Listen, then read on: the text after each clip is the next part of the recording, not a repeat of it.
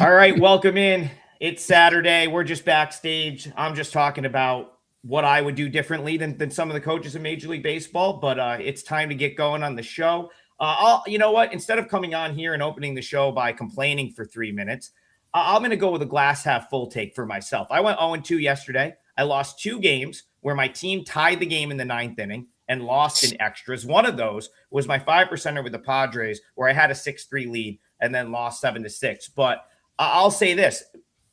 I've had horrible ninth inning luck this year in basically any baseball game, you name it, AAA, KBO, MLB, and I'm still having a great baseball season. So that's my glass half full take from today. I went 0-2 yesterday. I've had terrible ninth inning luck, and yet I'm still having a pretty good season. I got to feel a little bit good about that.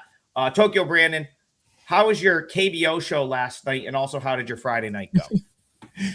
Yeah, the show was fun. Actually, after we did our total bases show, I put out a 5% play in the KBO and I won it. It was Kia, and they won, I think, 12-2. It was only minus 130. I thought that was pretty good. So, but I did lose 2 4% plays, so ended up having a losing day, but the 5% won. So I don't know how to feel about that. A little mixed bag, but the show was good.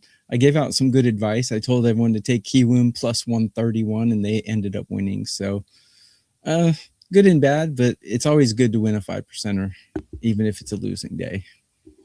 Yeah, and you had a nice call here on the show yesterday. That first 5 under came in easily in the Royals-Padres game. Good. Bryan, I'll go to you. Friday night, I know we kind of, neither of us had much 5% luck. Did anything else get there for you last night? Yeah, I had 2 plays. I had your Padres as a small play, and that could have gone either way. Horrible. But my 5% was on Seattle. I released them at 150, and about 3 hours after I released it, they pulled my play down because it shot all the way up to 205. Ended up closing about 185. So one of those situations where you always want to beat the closing number. I crushed the closing number, and then my team got crushed 7-0. It happens. If you were to give me a game in which I beat the closing number by 35 cents every single game, I'd be a rich man. But you got to play the games out, and Seattle didn't hit. And hats off to Brandon Lope. He was great. I think he gave up 2 hits the entire game. So yeah, it was a bad pick. It was a good pick that ended up badly. Let's just put it that way. And it wasn't even close. And I apologize for everybody who bought that. I'm going to try to give you a play that I'm going to give clients today. I'll probably try to use that as my my free play here on the show. Yeah, listen, 10 times out of 10, if you can get down a play that you can get down at minus 150 and then it goes off minus 205, 10 times out of 10, that's a good bet. Doesn't always work out in your favor, but that's just reading the market correctly. That's a good bet. And that's been the Mariners a lot this year. Yeah. Beating the market with them, and they just no show. And maybe we'll get to that on the show today. But I want to go back to Tokyo, Brandon. Our feature game tonight, back to Yankee Stadium, Dodgers-Yankees Part 2. That was, I'll say this about yesterday's game. And ultimately, on the show, we talked about the Yankees. I like the Yankees on the show. I know Bryan did as well. And what caused me to pump the brakes a little bit during the day and get away from that game was I was looking at, the game and I'm like, is this where the Dodgers kind of feel like this is an important game? Is it going to have a big game feel? And that's absolutely what happened. That felt like a playoff atmosphere in Yankee Stadium last night. Like that felt like a big game. And the Dodgers showed up for it, played great, comeback, 2-1 win. Game probably could have gone either way as well. So Dodgers-Yankees Part 2 tonight to you. How are you seeing this one? Let me do a quick promo first. You can get a double play, 2 of us 3 days, huge discount. And I'm going to do a Sunday morning MLB betting show because WagerTalk doesn't have a show on Sunday. I'm just filling the gap there. So tune in Sunday at 9 a.m. Eastern to my MLB show. Look, I think the Yankees were the better team yesterday. They just made a bad decision. Another managerial F up. A manager listening to his players instead of going with his gut, and he paid the price for it. This isn't the first time that Garrett Cole has demanded he stay in the game and then give up a home run immediately afterwards. He did it last year as well. He did it several times, actually. So Boone's got to learn to go with his gut and not be overruled by the players on the field. It was a mistake. It was a managerial mistake. He should have taken him out. And the Yankees probably would have won that game 1-0. But as it turns out, they did not. I still think the Yankees were the better team. The Dodgers were the team that were dropping the ball yesterday and looking like a KBO team, not the Yankees, which was kind of surprising. And Sasaki pitched a great game, and the Yankees still should have won the game. So tomorrow, or I'm sorry, what is it? It's morning over there, right? Okay, so today, it's going to be tomorrow for me. But today, I think the Yankees have the better pitcher on the mound. I think Weathers is better than Sheehan.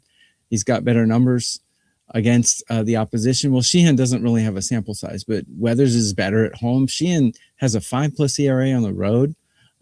And I just think that Weathers is the better pitcher. I think the Yankees have the better bullpen. Hitting, I think, is kind of a toss-up. I mean, Rice is hitting well. Chisholm is hitting well. I do think the Dodgers have the better lineup, but I think that'll be a little bit neutralized by the pitching discrepancy. And if I were to take a team here, I would take the Yankees. I would take them +1.5 if the number's okay. But I think the Yankees are probably the better team here. And after yesterday, I think that proved that point. Whether they win or not is a different story. But if I'm going to bet this game, that's how I would bet it. Yeah, Bryan, my big takeaway from yesterday is Roki Sasaki looked rested, was coming out throwing 100, 101 at times. And like Tokyo Brandon said, yeah, he looked great. I don't think the Yankees were maybe expecting to go up against like tip-top Sasaki. And yet I think TB makes a good point. They were in position to win. Some of these guys, do you think Cole's earned the right to do that at this point? Or, I'll go to you. You like the Yankees yesterday as well. I got no problem with that. He threw the entire game. He threw one bad pitch. It happens. As for the Yankees, they should not have scored any because they had a pass ball by the Dodgers catcher, who is a terrible catcher. Yeah. So it should have been 0-0 basically at that point. But the whole thing is Sasaki. Sasaki set a record. I know it's just small sample size because they haven't started doing this since like 2014 or whatever. But he threw, I believe it was 21 pitches over 100 miles an hour. That's the Dodgers record. He was fantastic yesterday. The announcers were talking about it, how his confidence was so good. You could tell how he's pitching by basically how long it takes him to get the ball and throw it. He had a lot of confidence. He was throwing fast or early in the pitch count, and they say he takes a lot of time when he struggles. And we learned something yesterday. Nobody expected Sasaki to do that. And so even though I lost my my part of the parlay yesterday on the Yankees, I agreed. I thought they were just as good as the Dodgers, and it was a situation where it was a little bit of luck involved for both ways. But great pitching from both teams in yesterday's game. On today's card, I don't like these pitchers quite as well. Sheehan's been up and down. He's pitching pretty well lately, but Weathers has been a little bit of a disappointment for the Yankees this year. He's the lefty. The Dodgers, I believe, on the road, they're like an 11-1 to the over when they face a lefty. I could see some runs scored today after those great pitching matchups yesterday. I'm getting a total of 9. I'm seeing a couple 8.5s out there onto the over. But if you can get an 8.5 to the over, that wouldn't be a bad bet to play. I don't know if I want to play it over 9 because you need to have 10, but it's a good hitting ballpark. And you got two pitchers who have been really up and down on the season. As for the side, I think the line is correct. Bryan, that's where I'm going to go with this one as well. I'm north of 9 with run projection here. 9.2 runs. It's, I wouldn't really put you off of a 9 flat, although I think, like Bryan said, the much better bet, if you can get a reasonably priced over 8.5, where we're in a 4-4 game, you've got to win either way. I think that's solid, a solid bet, solid value. Two really, really good lineups, and my light died here. I got to fix that real quick. Two really good lineups, and one that I definitely think today is where you probably get your timely hits and you get some runs.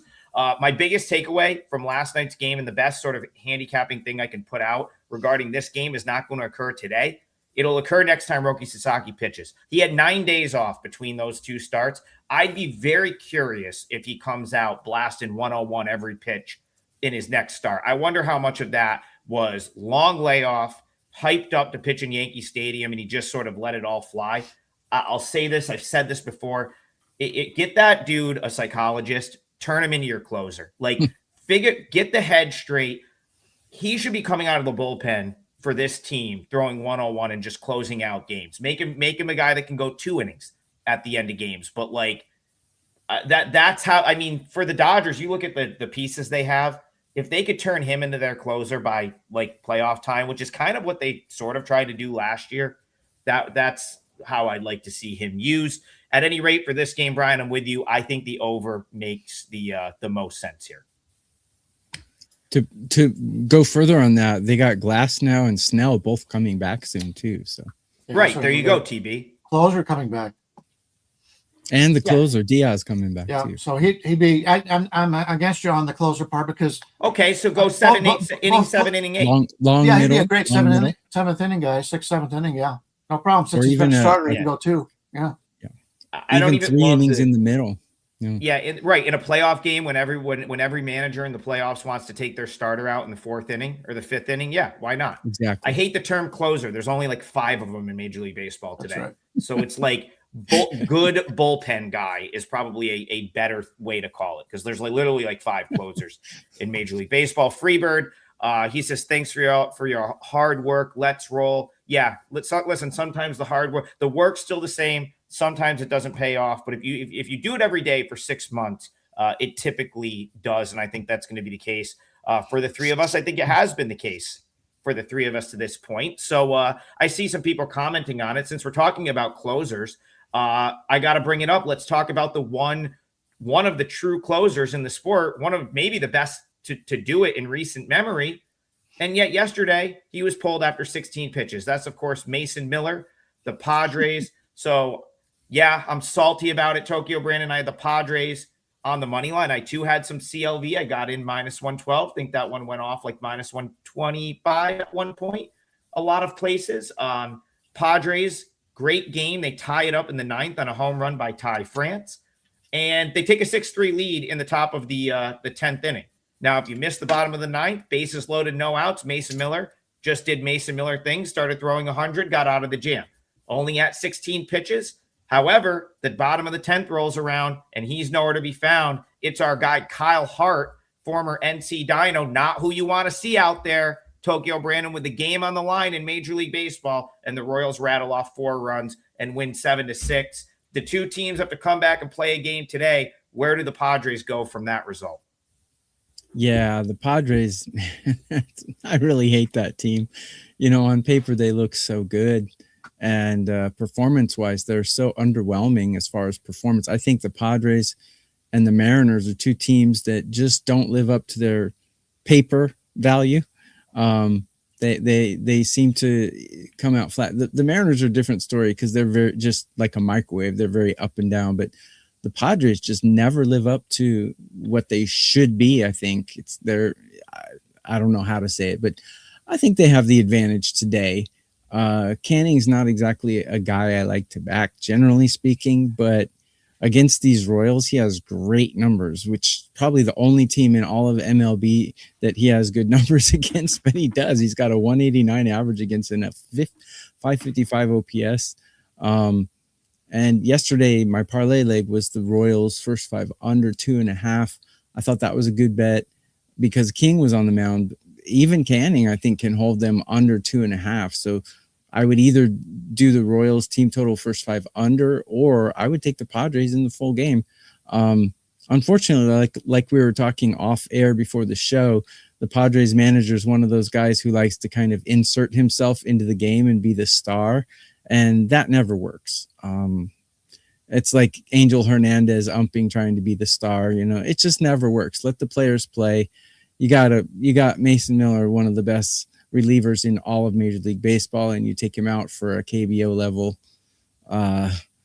can of tomato can. So yeah, that's what happens. But I think the Padres bounce back today. So I would take them, but I'm definitely not betting this team. I'll tell you that. So Tokyo Brandon, the one good thing about, maybe playing on a Padres bounce back today, since they took Mason Miller out last night, he's definitely available here. You had to think, Brian, that the thought process was it's a 6-3 game. These managers, especially some of the younger, like outthink the room guys, like Stammen, they like to play their matchups. And you have to think he looked and said, all right, I got a 6-3 lead. I'm going to play a little lefty here at some point, and I'm going to win this game. And then I'm going to have Mason Miller to hopefully win tomorrow. Now, they didn't win the game yesterday, but they do have Mason Miller to close out a game today. And I think this is Randy Dobnak for the Royals. Not a guy that I'm really like that concerned about betting against. So I too may have to run it back with the Padres here, but I want to see what you say first. We'll have to say first. Yeah, let's take a look at the weather. I talked about the Yankees and the Cleveland games yesterday possibly being canceled because of the breathing conditions, because of the smoke. The Cleveland game was. Didn't have an effect in the Yankees game too much. And Milwaukee was another team that was considering it. But let's take a look at the weather today. There's a lot of wind blowing out on today's card, and this is included. The Kauffman Stadium is expecting 17% more runs, which would be 1.5 runs more. Wind's blowing straight out. It's pretty strong wind, and it's hot. Fenway Park is another one where it's the wind's going to be blowing out pretty hard, and it's hot. So keep that in mind. Sutter Health Park also. The situation. So keep that in mind in these games. And you could tell that by seeing the total on this one at, I believe it's 11, right? So, they're expecting some runs here in Kansas City. And when you mentioned Ty France in passing, but Ty France has been hot as hell. And this is a guy, when he came up, he was a pretty good prospect, and they thought he was going to do some things. He's bounced around a little bit. But maybe he's found a spot here in San Diego, especially when the rest of the team isn't hitting. So he's been really good for them lately. So they need him to continue on, because the rest of this team, for some reason, even in the broadcast, they talked about they couldn't believe that this team is still not being able to hit well. And the only reason they've been somewhat good is because they're middle of the pack with runners in scoring position. But when there's nobody on base, they just can't get on base. And that's just the way it's been for San Diego all season long.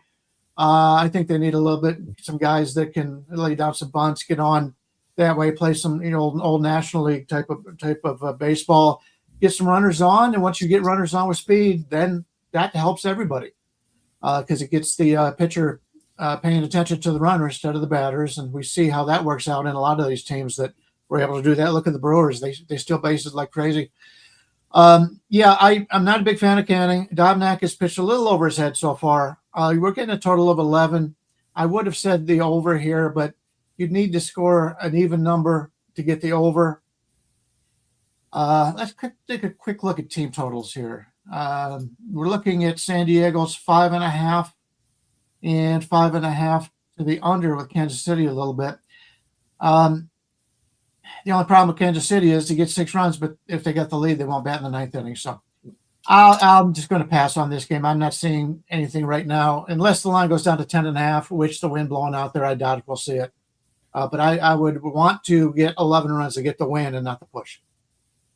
It's a really good point about the ball carrying and the wind blowing out. There was multiple fly balls in that game last night that were like routine fly balls that ended up at the warning track, like guys like running into the wall, catching balls that if you watch the body language of the hitter, they thought this was just like a routine pop up to left field, and you had guys like back to the wall catching the ball. So yeah, the ball absolutely probably going to carry.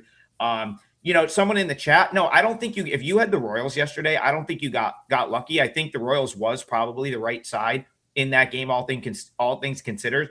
I just think I was unlucky once it got to the 10th inning in a 6-3 lead to lose in that fashion. And I disagree with them not leaving Mason Miller out there. Biggest takeaways from yesterday's game for me, in terms of the Padres, the body language is still awful. Xander Bogaerts, you might have to just give him I thought this team was going to come back, rested, 4 days off, refocused, and come out and play focused.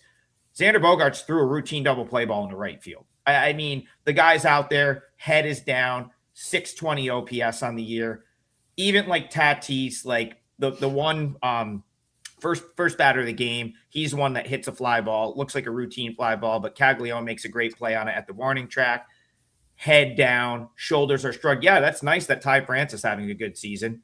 Unfortunately, the 4 guys that are supposed to be carrying this team aren't. Jackson Merrill looking baffled as he watches strike 3. That's a problem.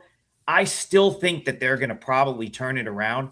I'm going to use the Padres in the parlay today. Listen, I am going to think long and hard about making. Here's the thing. The thing that pushes me over the edge here is Randy Dobnak's a journeyman AAA guy. Okay, this is a guy that is on rosters to eat up innings at the AAA level. He doesn't get many starts in the big leagues. He's got to be 30, 31, 32 years old at this point. Been in AAA forever. Like, this is just not a guy that gets many starts at this level. This is probably a spot start type deal. I do think he's made a couple starts and pitched okay this year, but I'm talking about, you look at his career, journeyman AAA pitcher right here.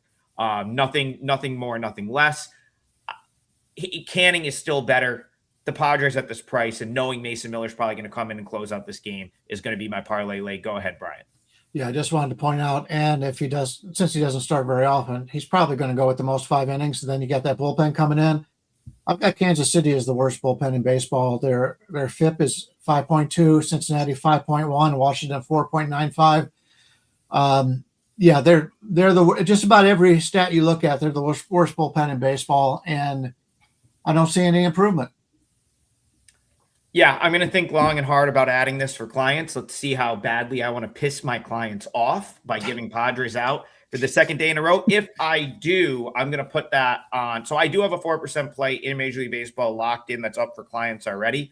Over the next couple hours, I kind of want to just see what the lineups are, maybe watch the market a little bit, but there's a good chance that this is a client play. If it is, I will note that on the free pick section of my WagerTalk page. So quick promo for the WagerTalk site. Everyone puts free picks out on the site. Doesn't mean they're client plays. Sometimes it does. You can access those by going to the WagerTalk website, clicking the tab that says free picks, and you will always get probably something from the three of us. I try to put something out there on a daily basis, but I will note if it's a client play or not today. So keep an eye on the free pick tab. Because sometimes you just get a client play in there for free. And I know the other guys put plays up there as well, but Bryan, what am I looking at for a line in the Padres right now? Padres right now are about 110 everywhere. It's a pick 'em game. Yeah, we'll call it minus 110. I think minus 110, even up to like maybe minus 115 is probably a pretty good bet there. And again, it tends to work out that way. I feel like I'm a day early sometimes on some of these teams when I go big on them, 5%er. They'll come out and play the game I thought they were going to play yesterday, today. So we're going to run it back, Padres in the parlay. Bryan, I'm coming back to you. We have a doubleheader to talk about. A lot of chatter in the chat about Pirates Guardians. So that was smoked out yesterday. Someone asked, was it rained out? Was it smoke? That was the smoke. Bryan mentioned it on the broadcast yesterday that there was a couple of games in danger of being called off. It seems like Ohio got it the worst because I think Toledo's game got canceled yesterday as well. Looks like they're going to try to play 2 today in Cleveland. So Bryan, does that happen? And are you trying to get involved in either game 1 or game 2? Yeah, it's going to be a split doubleheader. The first game will start at 1 o'clock, 1:10 Eastern, with the same pitchers from yesterday, Jones and Williams.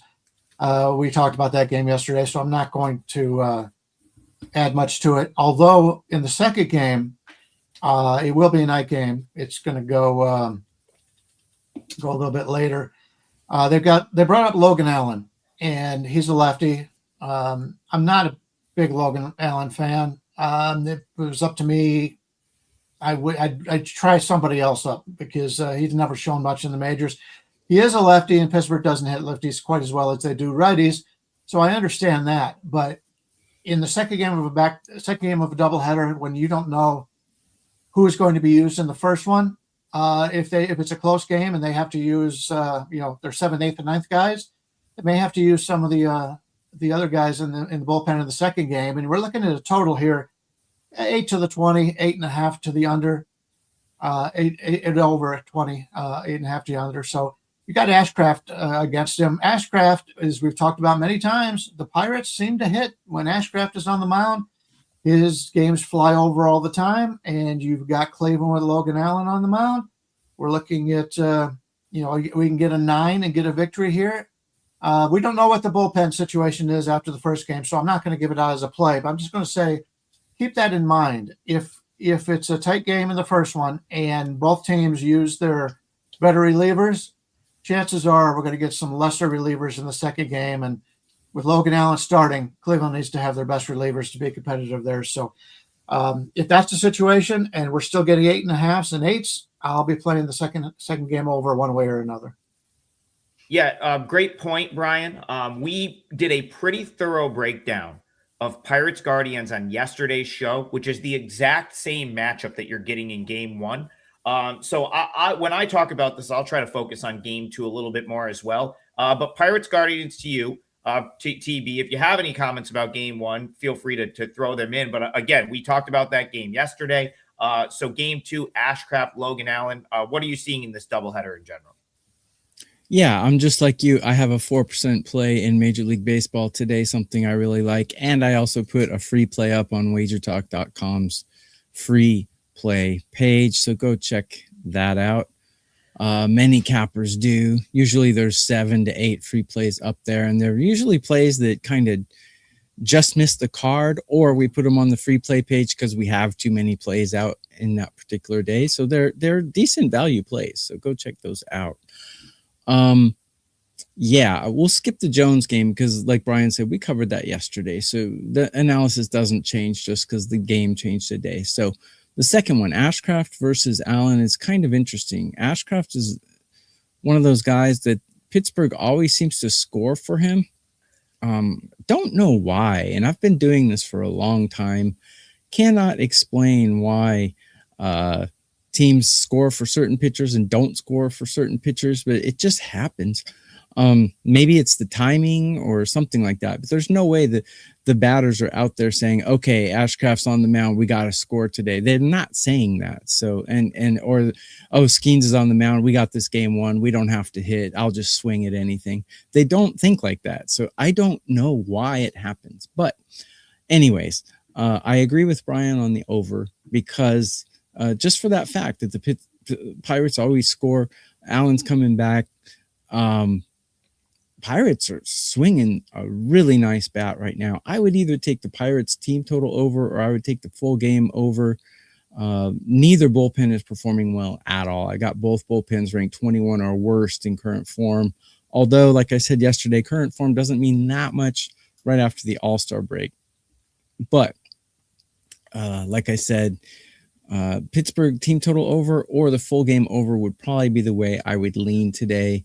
It just seems like that kind of game to me. I don't really have a analytic breakdown for that, but it just seems like that's how it's going to go today. Guys, one of the most annoying things, maybe this might be annoy me more than just about anything, is anytime I go to search Logan Allen, I have to figure out which Logan Allen it is. Somehow there's 2 Logan Allens that are professional baseball players, although one is now back in Korea for the rest of the year. But and I always click on the wrong one. But the reason I wanted to bring up the correct Logan Allen here is because I had a feeling he's been pitching pretty good down in Columbus. He's pinged on my AAA starting pitcher radar recently, and I went back and he's actually been fantastic at AAA since being sent back down. I mean, month of June, 2.57 ERA, 1.11 WHIP at AAA, and his starts in July wasn't great last time out right before the break. But the start before that was a quality start. 6 innings, 2 runs. Do what you will with that. I mean, this is a guy that's been around for a long time. I think Bryan would agree. Kind of know what you're going to get out of him at this point. But, like, is he a good veteran guy that can come up I think he's probably the 27th man in this situation, give you a spot start. Yeah, like, he's not just like an auto fade for me, especially with the way he's been throwing the ball at AAA. Now, do I want to find a way to play the Pirates in this doubleheader? Yes. If you watched yesterday's show, and again, I'm not going to go into game one because we broke it down on yesterday's show. So you can go back to yesterday's show. We'll take the clicks, the likes, the subscribes, anything we can get, and check out our breakdown on game one. But that was going to be my parlay leg yesterday. It gets smoked out. I will probably look to try to find a way to play the Pirates today. Is it as simple as listen, I got to sit here and just keep myself honest. I didn't add Pirates to my client card yesterday. As Tokyo Brandon said, it's the exact same matchup in game one. So does the handicap change? If I didn't like it enough to play it yesterday, can I just play it for clients today? I'm not sure, but I do kind of look back to yesterday and say, yeah, they made my decision easy. The game got canceled. Had it not, I may have actually played the Pirates at that plus 115 price. And I still think you're sitting there looking at them as an underdog. So again, I'm probably going to find a way to play the Pirates today. I don't know if it'll be game 1 or game 2, but Bryan, I think game 1 might be for where this is priced right now, the slightly better option. Go ahead. Yeah, I just wanted to point out Logan Allen's he's a quad A pitcher. He's never really done, but he went a few starts when he was younger. He pitched pretty well in Cleveland. Then I thought they had something good, and then ever since then he's been a disappointment. But you mentioned the Logan Allen situation. How about Max Muncy? There's 2 Max Muncies in the major leagues. They both play third base, and they were both drafted by the Oakland A's. And they have the same birthday. They have the same birthday. One is number 13. The other guy's number is number 3. That's really weird. It is strange as hell. The other day they played against each other, and they both batted 7th in the order. Yeah, that's just something we may never see again. I've never met anyone with the last name Muncy in my life, and there's 2 of them in Major League Baseball. That's so weird. Yeah, like it's not like the name was like John Smith, like that. You know what I mean, or something like very basic, Williams or whatever. Yeah, Craig Johnson or something. That's crazy as well. And yeah, Prop King says Adam and his Pirates. Listen, we went into it yesterday. Actually, we did a pretty long breakdown on that because we got into some futures bets. I'll continue to say this. Tokyo Brandon brought it up. Underrated team. Lineup's been top 5 in Major League Baseball all year.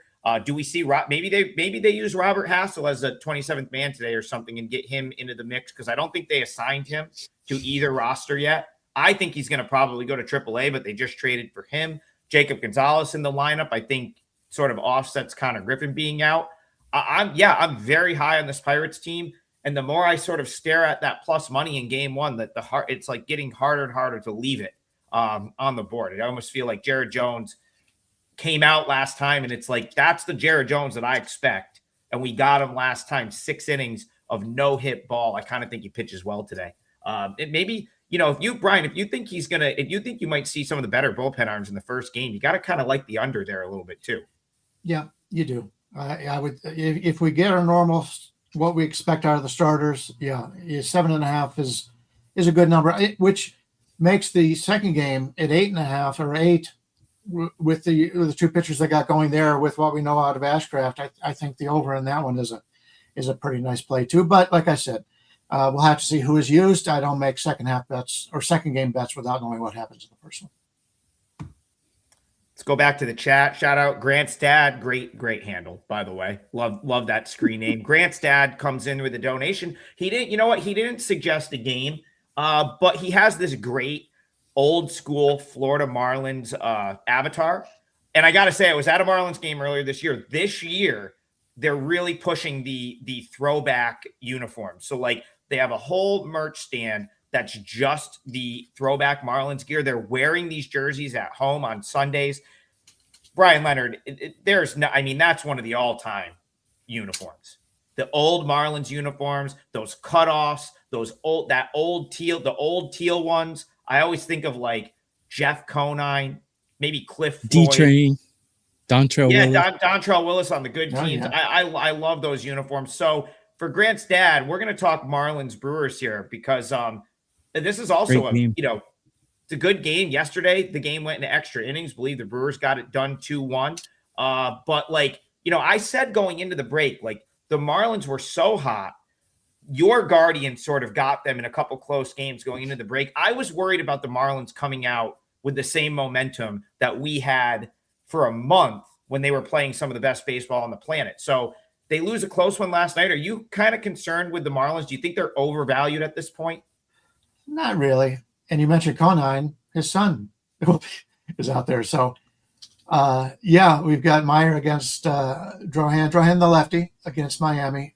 The Brewers are about a 140, 145 favorite right here, which I'm a little bit surprised on. Meyer as well as Drohan's pitched this year. Meyer's been terrific. Miami on the road. I'd like to play Miami on the road. Nice underdog situations. I hate to go against Milwaukee because they've been so good, but that's a pretty good payback for Miami. You can get as high as 129s out there right now for the underdog. That would be the way I would look here. I like both these teams. Milwaukee is is terrific at home. They're very, very good, but to catch Miami with the way Meyer's pitching here is a nice underdog price. I talked yesterday about there hasn't been many underdogs in the last week or 2 weeks or whatever that I thought had a lot of value. I think there's a little bit of value here on Meyer. Miami's a team that doesn't get a lot of press. They don't have a lot of big name players. Milwaukee right now, very similar, but everybody knows how good Milwaukee is right now. So kind of like Miami. Don't know if I'm going to get there, but that would be the side I would look at. Yeah, Tokyo Brandon, you've been sort of high on Max Meyer this year as well. And I want to say, like yesterday, I love the Brewers yesterday. I thought the price was ridiculous. Like I thought I thought the spot for the Brewers was fantastic. Thought the price was way too high. So I didn't get involved in that game. Ends up being a good game, 2-1 final. Kind of how I feel here, although I don't like the Brewers nearly as much today. But definitely think they're favored by too much still. So from a value standpoint, I do think the Marlins make some sense. Marlins Brewers to you, how are you seeing it? Yeah, guys, get a double play. 2 of us 3 for 3 days. Huge discount. I have a 4% play up. I think Adam does too. And Bryan will definitely have something out today. So 2 of your favorite 3 cappers for 3 days. It's a great value bet. You can also get 6 days for the price of 3 with 1 capper, any capper at WagerTalk, not just us 3. So great deals at wagertalk.com. Go check them out. Yesterday's game went exactly like I thought it would. As a matter of fact, I had Miami in the first 5 plus the half run. Worked out beautifully. I figured it would be a low scoring game because both of these teams, you know, they're not real power. Well, actually, Miami's a little bit of a power team, but you know, they're kind of manufacturer run kind of teams. And I liked both pitchers on the mound yesterday. I like Max Meyer a lot. Speaking of Max Muncy, Max Meyer, lots of Maxes in the MLB, huh? Never met one in my life though. 2 really well put together teams. I think anything past minus 120 is a bad number because these 2 teams are very equal in my opinion. As a matter of fact, I got Miami with the better hitting and the better starter today. But I got Milwaukee with the better bullpen. So I expect kind of a replay of yesterday. Really tight game. If you can get any plus runs in the first 5 or any plus runs in the full game, I think is great value as long as it's not like minus 170 or something. I think Milwaukee's a little bit overvalued. They got some injuries too. So expect a low scoring game again, in my opinion. Yeah, I can get down with that. TB, that makes a lot of sense. Listen, I love Max Meyer, and I think the thing keeping me off of this game, taking the plus money with the Marlins, is just I know the Brewers are going to pull something with Shane Drohan. Like the Brewers, when they go and get these guys that like were like showed so much promise with another team, but like then didn't totally pan out, I instantly am like, okay, what are they going to do with this guy, Kyle Harrison? You saw it with Quinn Priester. So just some of the like, look at the pitching that they've had here the last few years, and the home like the pitchers that they have developed that are now really good. They go out and make a trade over the All-Star break. I can't wait to see Lance McCullers come out and throw 8 shutout innings as soon as he gets his chance. Colton Gordon, he's probably going to be better than he was in Houston. So again, Shane Drohan is one of those guys. Shane Drohan comes from the Red Sox organization. I loved him when he got to Worcester, and he really started like tearing up the minor leagues. And then, you know, the Red Sox, for one reason or another, couldn't, you know, I think they maybe either he was a trade piece or they kind of decided to go in a different direction. And now the Brewers have him, and he looks really good. He looks, you know, at the big league level this year. His ERA is around 3. He's around a strikeout an inning. The WHIP is 1.2. Chase rate is top 10 in Major League Baseball. So like, there, in my opinion, there's a lot to like with Drohan, so much so that I'm just not really dying to bet against him. But I love Max Meyer too. So maybe it is just as simple as an under here because, again, like you said, TV, they don't like – but and I actually think both these bullpens are pretty good. I like the Miami bullpen a lot. There's a lot of good arms down there. It's hard to see a different game than yesterday. Maybe it's not 2-1. Yeah. Maybe you get 3-2, 3-1, 4-1, 4-2. I still think you probably find a way under this number. So, yeah, that's kind of how I'm looking at this one. By the way, McClanahan's on the team. He's going to pitch out of the bullpen right now. Is that McCullers? Lance McCullers, I'm sorry. McCullers, yes. Yeah, just wait till you see him get in the game, and yeah, he comes out of the bullpen, 2 scoreless, 5 strikeouts, no hits. Like the Brewers, man, that's a team. If they want your pitchers, give them re-sign your pitchers. If the Brewers inquire about one of your pitchers, That's extend right. them. That's what you got to do at this point. Yep. All right, let's go. Bryan, do you know what you want to put in the pile? I do. Yeah, and we're getting to the point where we better get out these plays. By the way, I haven't had my plays out yet. They'll be up a little bit later. I am doing the last call after this, so they'll be talking about other sports, but I'll be doing the baseball, so we'll be on that. So my plays will be a little bit later today. I'm going to take a look at this Baltimore-Houston game. Trevor Rogers, the lefty against Houston. Houston doesn't hit lefties as well as they do righties. And Rogers, if you take a look at the games that he has struggled in this year, it's been against divisional rivals. Players have seen him a lot. In non-divisional games and games against the National League, he's been really good. And he's going up against Houston right here, a non-divisional team. So I like that. I've been looking to play on him a little bit, but normally I'd rather have him as a dog than a favorite. I know he's just a slight dog here, more of a pick 'em, but I like the situation here. Baltimore against Houston. Arrighetti on the mound. I've been fading Arrighetti ever since he got off to that great start, and it's worked out very well. So we've got a guy I'm looking to fade in Arrighetti. We've got a guy I'm looking to bet on with Rogers, and we got Houston going against a lefty, and they don't hit lefties nearly as well as righties. So give me Baltimore. It's basically a pick 'em game, minus 105 to minus 110 either way, and I think we got a winner. I agree with that. I lean Orioles there as well. They sort of got the juices going last night, coming from behind to get a win. I thought they were playing good ball in that Royals series going into the break. So TB, Orioles, Astros to you. How are you seeing this one? Yeah, just looking at Arrighetti, I agree with Bryan. Not a guy I like to back. Rogers is a guy I kind of like. Taking a look at how they face each other, or how they face the batters they're going against today. Both guys have pretty good numbers here. And yesterday I was kind of surprised at a 3-2 result, but looking at the batting, Baltimore pretty cold right now.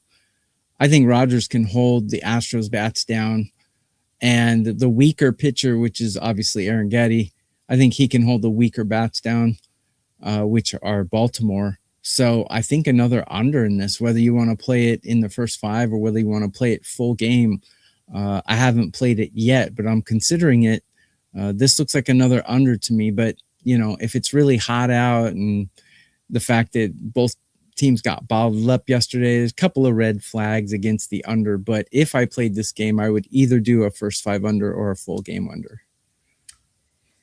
Yeah, listen, it's hard to figure out what the outlier is. Like, last year, Trevor Rogers, 1.81 ERA, 0.90 whip at the big league level after starting the year in AAA and massively struggling the year before, to the point where people were like clowning the Orioles, being like, dude, you guys got destroyed in this trade because he's so bad. And then last year gets to the big leagues and puts up as good of numbers as any starting pitcher in the big leagues. This year comes out, ERAs in the mid 4s, 1.31 whip. So you have to start to say, like, what is it, right? Like, is he this dominant guy that we saw last year, or is he the guy that struggled the year before?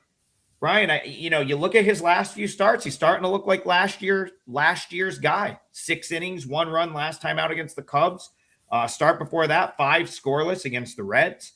Start before that, 6 1/3, 1 run, 7 strikeouts against the Nationals. Start before that, 7 shutout innings of a 1-hit ball against the Dodgers. Starting to throw the ball like he did last year. So I can't put you off the Orioles here. Yeah, sometimes it's just one little minor tweak. We talked about Suzuki, a confidence issue. And obviously, he's a veteran. He's had the confidence, but yeah, he was really good in Miami, and then he fell off. And yeah, he seems to have got his confidence back, and the tweaks are working. So yeah, while he's doing well, I want to be on him. What are you seeing for a number here on this one? It's a pick 'em, minus 110, minus 105, depending on where you're going. Yeah, and again, I don't see how you could. It's hard to make a case for the other side, especially with the way the Astros kind of slipped up in that game yesterday, lose a close game. Now you want to have Eric Getty up against a guy pitching as good as Trevor Rogers. I'm with you. I like the Orioles there as well. Tokyo Brandon, I'm going to go to you. What are you looking at to close the parlay out? Matter of fact, Freebird gave us a super chat, and his game is the one that I want to do my parlay. I was hoping that was the case. So yeah, go ahead, take it away. Cards, feedbacks. We can conserve time and send Bryan off to the next show. But yeah, this is the game I want to do my parlay in. Man, Brandon Pfaadt looked great in his last start, and Dustin May is looking a lot better than anyone expected. I'm considering taking the Diamondbacks in this game just because I think they have a lot of advantages. The Diamondbacks bullpen ranked number 2 in current form, while the Cardinals ranked 17. And I got Pfaadt ranked a lot higher than May, and Diamondbacks lineup hitting a lot better. The problem is May has great stats against these Diamondbacks hitters. Pfaadt has great stats against these Cardinal hitters, but I'm going to take the Diamondbacks for my parlay piece here. I think they're the better team. I think they'll bounce back. And I think Pfaadt is really impressing me. Unfortunately, he's one of those guys where when I back him, he just goes out and gives up 7 runs. But hopefully that doesn't happen today. This is going to be my parlay piece. I like the Diamondbacks here. They're a great home team. And Pfaadt has great numbers against these Cardinals. So give me the Diamondbacks. I believe the number I'm seeing is -120. So, yeah, that'll be my parlay piece. I'm seeing a little bit less than that, probably about a 117 or so. So great. You can get as low as 114 out there, 112 in one place. Okay. I'll say 17 just to be fair, I guess. I will say for my comedy segment, this is my Taco Bell game of the day, the May Pfaadt. But, yeah. Thought you were going to make very inconsistent. Digestion. But when he's on, he's on. And May is, despite some of the things he's had to go through this year, he took that line drive off his leg in that game the other day, but he's been pretty good.